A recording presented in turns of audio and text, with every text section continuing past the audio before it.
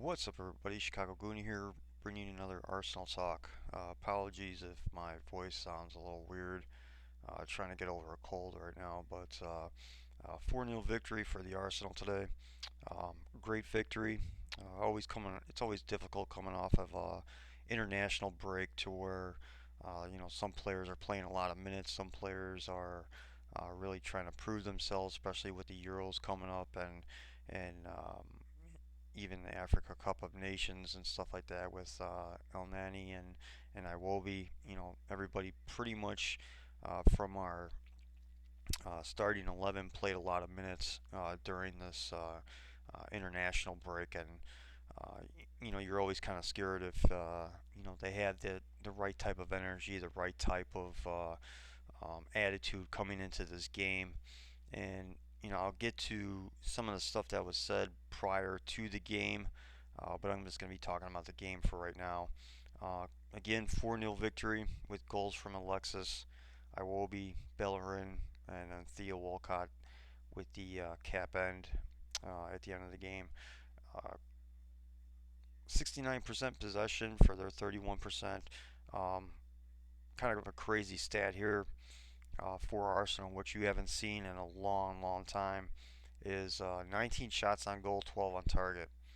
Um, it's nice to see that we're finally trying to, um, make the goalkeeper work a little bit. Of course, there was after the FA Cup tie, Gomes from Watford, who was sitting on the bench during that game, said that Arsenal had a small club mentality. Well, a small club goalkeeper lets in 4 goals in a game, so he can stick it up his ass for as far as I'm concerned.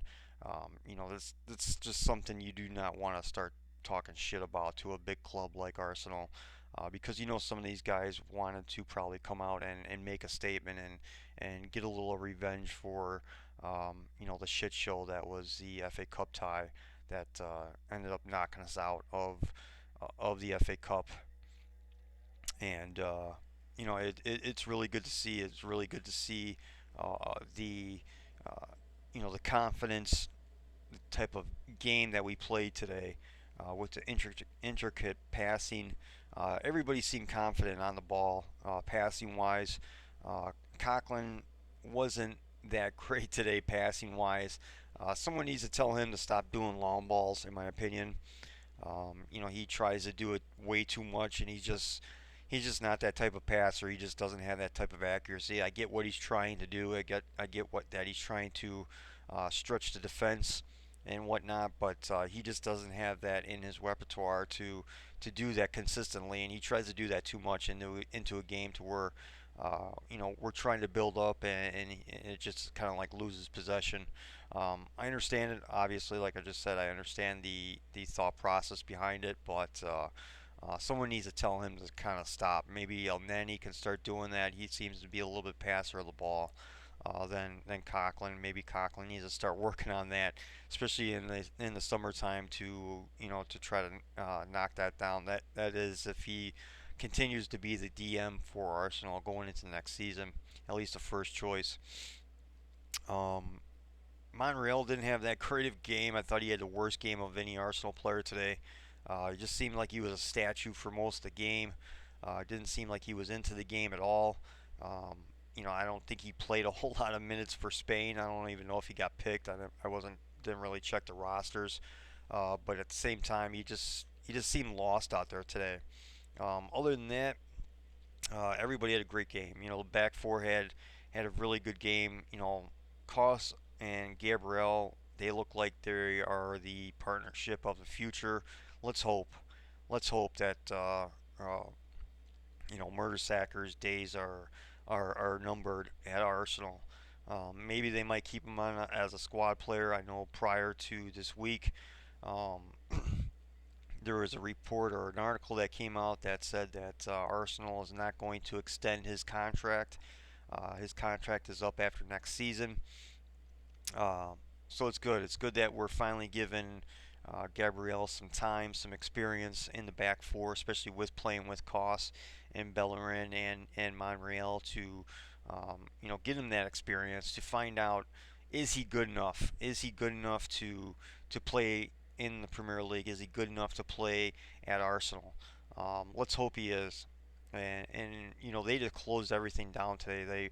You could see the pace, you could see even the physicality of Koss and Gabriel, especially keeping uh, just keeping the front line of Watford, which gave us a lot of problems in the FA Cup tie at bay.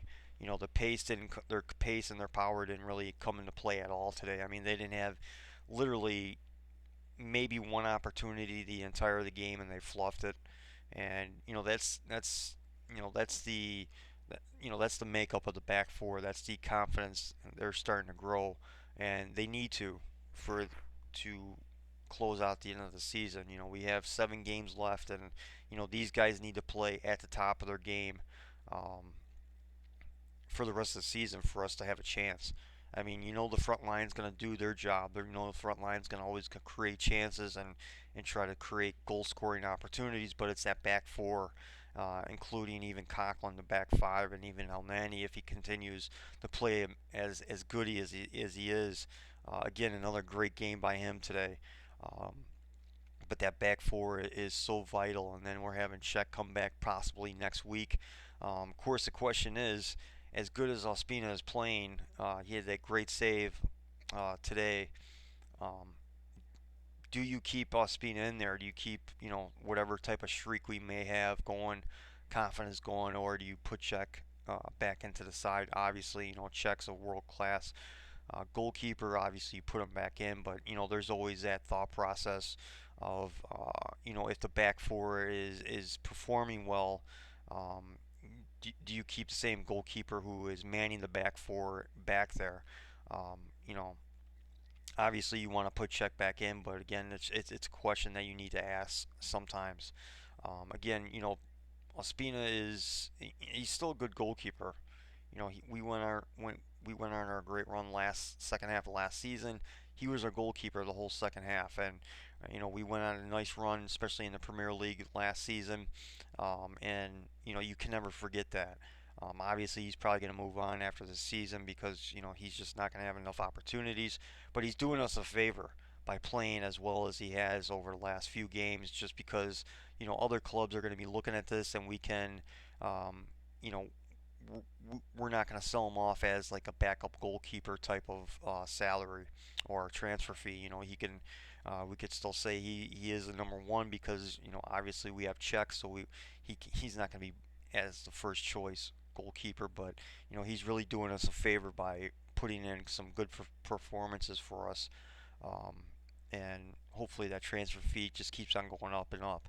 Whether he stays in the Premier League, whether he goes back over to France, possibly, maybe goes to Spain or something. That would be possibly a good place for him too. Maybe even like a top tier um, um, Spanish La Liga side that's looking for a solid goalkeeper. That might be good for us going into the summertime. Of course, who's going to be back up? That'll be dealt with in the summer. Probably be Martinez, I'm sure. But again, let's get into the goals real quick. Of course, the goals started right in the fourth minute. Um, Good to see that we get off the ground running. Iwobi had a nice cross into Alexis, who headed the ball into Gomes, and Gomes made a nice save. But then Alexis was there for the putback. It's nice to see that he didn't do like some other strikers or forwards do, and they miss a shot and they put their hands on their head and they start wondering what happened or what they did wrong that they couldn't score. He stayed active, he stayed aware, and again just slided it home, and Gomez couldn't make that second save to um, keep Watford in the game. But again, a good cross by Awobi, very good awareness by him to pick out Alexis. A lot of people are calling it an assist, but it's not an assist. Sorry, but once you take a shot on goal and the shot is not made directly, it's not an assist. It's more like almost like a hockey assist or something, instead of a real assist, where it has to be directly in on goal. right from the get-go. There was a second chance there that it wasn't involved. So, but Iwobi's goal, uh, you know, very nice finish with the left foot. Again, Alexis giving him the assist. I know Iwobi got the man of the match, but I think Alexis probably should have deserved it more than Iwobi. I know Iwobi's on a high, and the fans are really on a high with him, with uh, with his performances lately over the last three games with Barcelona and Everton, and now with against Watford. Um, but I think Alexis, obviously with the goal and the assist, um, to assist a Iwobi for his left-footed finish, I think he probably deserved it. He was very active again today. Maybe not so much on the defensive end. You could see that he was a little bit tired. Obviously coming back from Chile and South America, it's a long plane ride to get back to London. But he did put in a good performance. Always stayed active. Always stayed hungry for more goals even after going up 2-0. Even going up 2-0, you're always kind of scared to think, okay, hopefully that Arsenal doesn't sit on this, because that's when Arsenal gets themselves in trouble.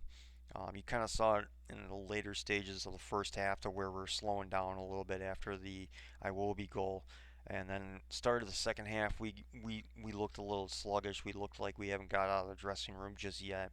But we got a nice goal by Hector Bellerin. Took a nice deflection off of Watson for our third goal.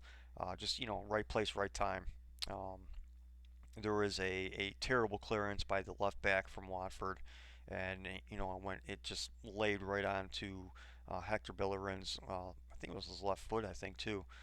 He finished with, and took a nice deflection, and again for the third goal. And then after that, it was just kind of like a training ground exercise.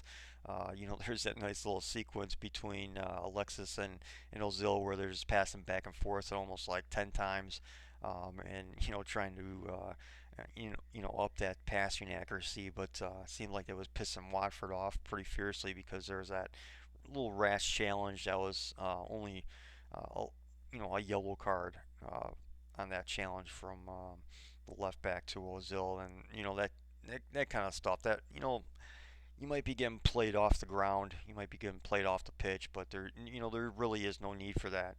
Defend better, press better, if instead of trying to take a player out like that, and trying to hurt a player. um, you know Defend better, be a better player, and learn from your mistakes, and try to defend better, instead of just trying to take a player out because they think he's showboating. That's just what Ozil does. That's just what world class players do. They make average players look stupid, and that's what Watford is filled with, average players that they were lucky on their day.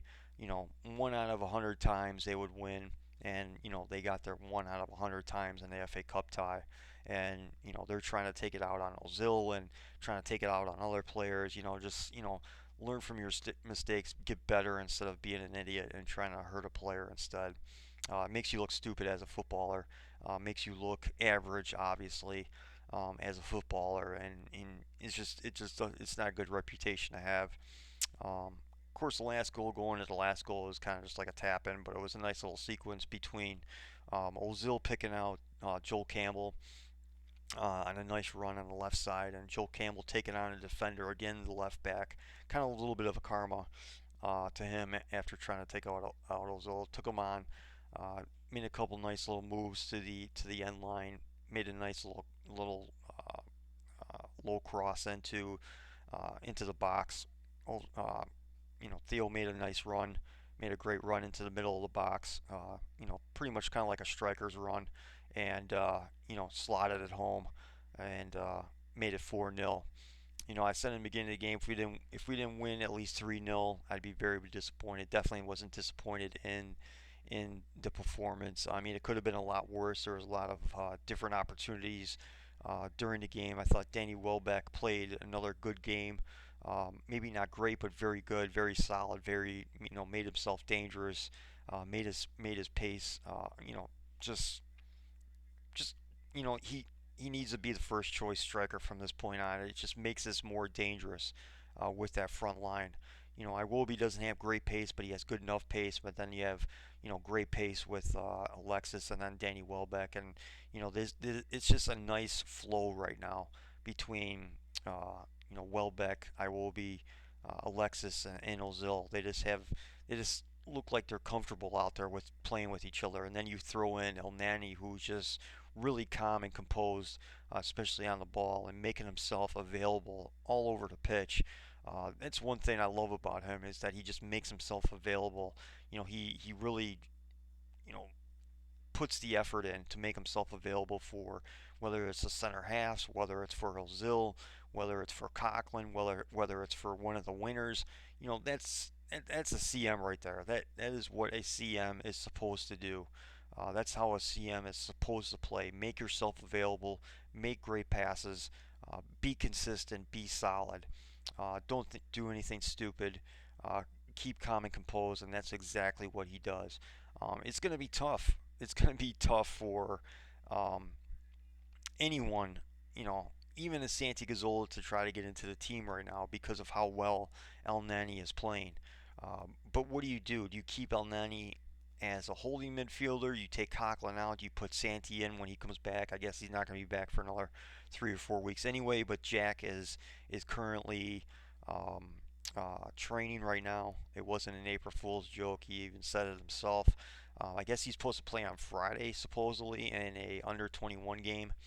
Um, so that's good news. But again, he might be the CM. He might be, I would think almost. I wonder if they're gonna. I wonder if Wenger's going to um, put him as the holding midfielder possibly to try to save him a little bit, so he's not in too much danger. He tries not to put himself into too many reckless reckless encounterments like he does, where he just goes full speed ahead and he just takes on defenders and he doesn't care about his body.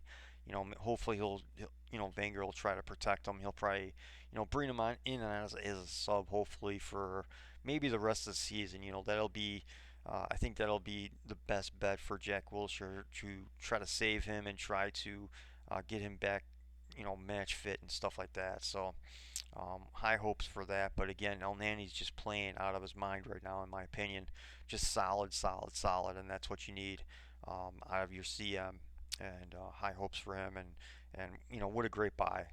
Especially in January to pick him out, and he's just done wonders, I think, for our midfield, which we had so many question marks with how Aaron Ramsey has played this season, and especially over the last like 2 or 3 months before he got injured. It was just been a nightmare almost. It's almost kind of like the Per Mertesacker, where it's just kind of a nightmare. Seeing him at the center half position where he just has no pace and just looks like he's checked out. And Aaron Ramsey, I don't know what's going on with him this season, but it's going to be tough for him to get back into the side too, especially with how Iwobi's playing on the wing. It's going to be tough for him to get back into the starting 11 too, of how well. Jesus Christ, fucking Liverpool cannot score, dude. They've had about 5 chances. I'm watching this game right now, but they've had about 5 good chances in the last like about 10 minutes, and they cannot fucking score. It's just annoying as hell. Um, but they do look like the better side right now. They didn't. Them and Southampton need to do a job for us this weekend. If they can, if they can both win, Southampton and Liverpool, that'll put us right in the driver's seat because we have, two down, 7 to go, 7 more games, 21 points to be had. It's a very good possibility again. With West Ham and Man City, but basically being the only two tough games that we have left. Who knows what's going to go on with Man City by the time we play them. They may or may not still be in the Champions League. Let's hope they are.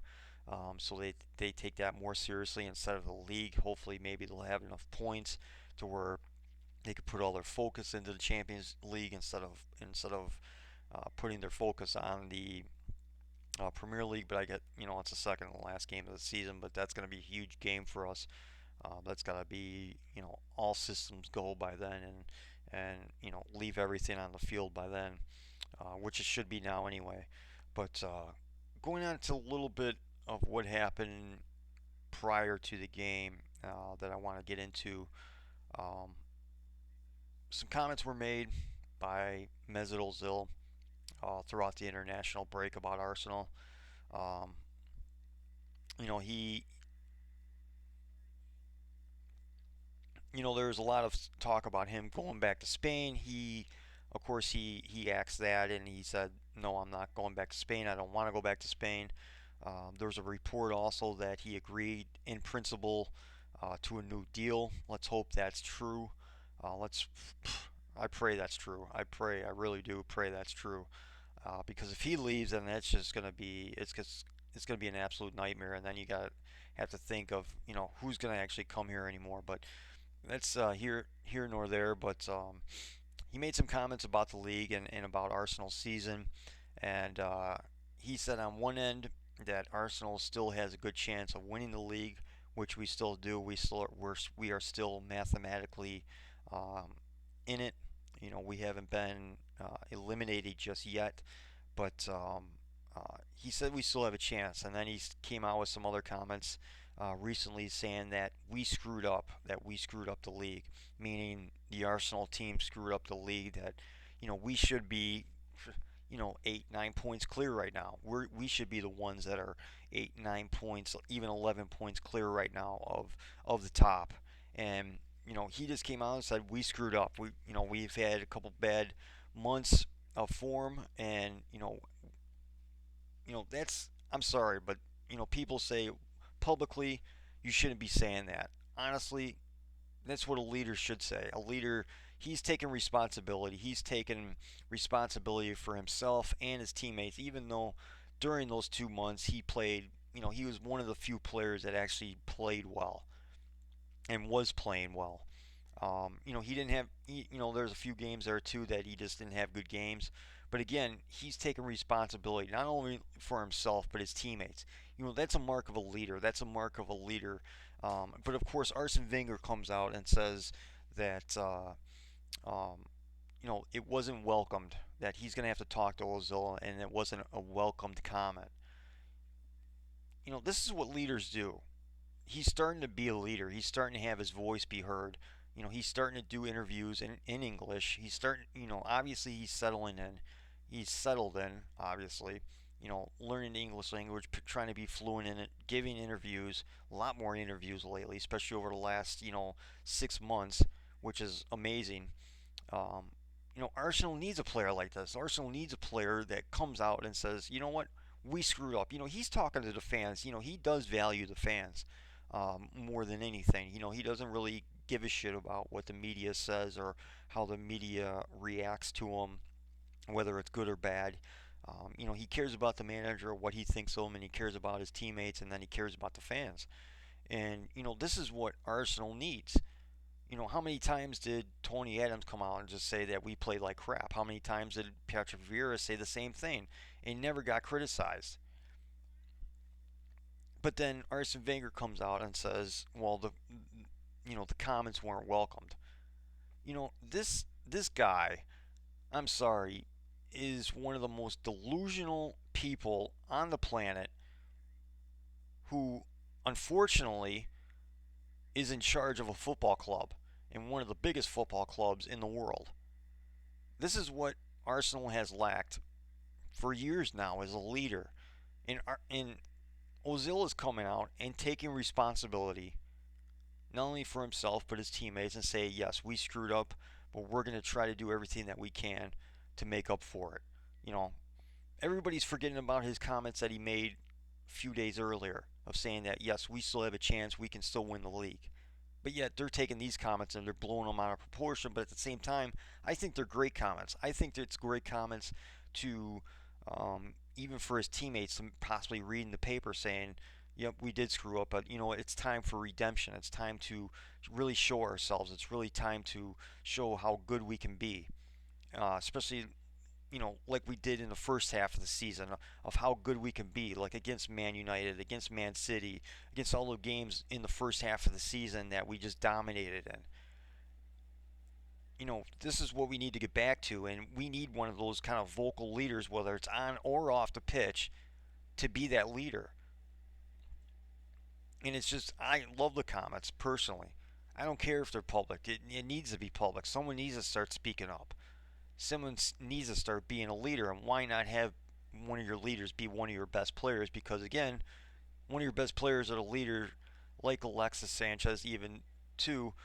You know, even like Alex Iwobi said over the last few weeks. Training with Alexis and Ozil has done miracles for his game. It shows him what he needs to do to become a world class player. That's huge. That's huge for a young player like that. You thought that maybe the Ox would kind of take that next step, you know, having that type of attitude. But it seems like with the Ox, it's more I'll say it, but I won't do it. To where Alex Iwobi will say it and do it because he keeps on getting better. Hopefully he keeps on going down this road and learning from those guys and becoming better and better as time goes on. But again, I'm not going to get, overzealous about, you know, his performances and I want to keep on seeing this though. Consistency is better than scoring a goal every 5 or 6 games. I'd rather see consistency in a player rather than just seeing a flash in the pan. Every once in a while. But these comments, I love them again, and more things need to be said about this. More players I think need to be put on blast once in a while. Even putting yourself on blast and saying, you know what, we all screwed up, but again, we still have time left to make things right, and they do. Spurs have some tough games coming up. Leicester City have some tough games coming up. There's still a chance. 7 games to go. That's all that we have left in the season. 7 games. That's it. We don't have any FA Cup. We don't have any Champions League. We don't have anything else. It's just the league. That is it. That's all we have going for us. And all the games are winnable. Even against West Ham, that is winnable. It's not like we're gonna have to travel far for that game. Obviously, it's not going to be one of those where you have to go up to the northeast or northwest and you have to travel and stay in a hotel and do they can stay in their own homes and everything. They have no excuse other than going up to Manchester City. That's maybe the only excuse that they'll probably have. But again, they should be up for that game when it comes up. They should be ready because that might be the decider right there. That might be coming down to the last wire. That might be the decider of the whole thing, and they need to be up for it. They need to take accountability, responsibility. Again, today, Wenger's just he just fucking sat on the bench for most of the game. I mean, he didn't really need to quote unquote manage, but again, he should have been up for the first half and like he was in Everton. And it was just I guess that was just a flash in the pan. I just don't understand it. It just seems like for every year that he stays on, he's just destroying his own legacy. Just for his own stubbornness. I just don't get it. Like these old Zill comments. Him trying to come out and say they're not welcome. It's just it blows my mind. It really does. It just really blows my mind to try to figure out even what his thought process is. He went on a tangent where he blames the media, then he blames the fans, and now he's blaming the players. The guy needs to just end it and just move on because like I said, every year that he stays on, he just tarnishes his own legacy. It's like he's writing his own book of how to tarnish your own legacy. And this is how he's doing it, and I don't get it, but that's neither here nor there. But next week, um, we got to be strong. We got to be ready, um, because we got West Ham. Yep. Yep. Oh fuck. Yeah, West Ham. It's the early game. Of course, I don't know what it'll be. At least in the U.S. It's 6:45 my time at Upton Park. But again, it's not like they're gonna have to travel or anything like that. They do have a pretty good record at our actually at Olympic Stadium. they, they still have it at Upton Park on ESPN here, but yeah, at Olympic Stadium, 6:45 kickoff for at least U.S. U.S. times, and that's gonna be a huge game. That's gonna either that can either be a make or break too. That can just like push us forward, considering where the table is currently. Um, Currently, right now, Arsenal's at 58 points. Man City is 4 points behind at 54. They already played their game today. Of course, we still have a game in hand. Don't forget about that. Um, West Ham is on 51, 51 points, so they're 7 points behind. So we still have a 7 point cushion for West Ham, but that doesn't give us any reason whatsoever to lay down. It's a must win. Every game is a must win from this point on. Every game is, instead of looking at the FA Cup